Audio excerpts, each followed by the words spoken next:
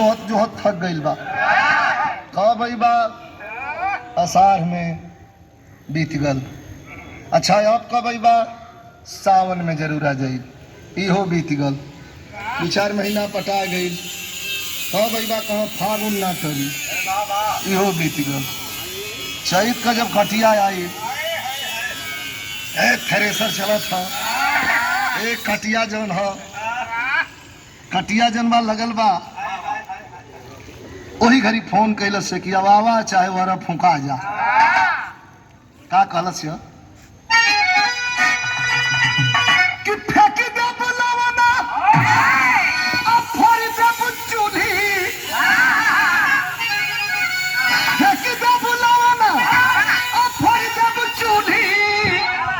छोड़ दे तोहरो धार सैया अरे छोड़ दे तोहरो धार सैया चैत में आवा नहीं तो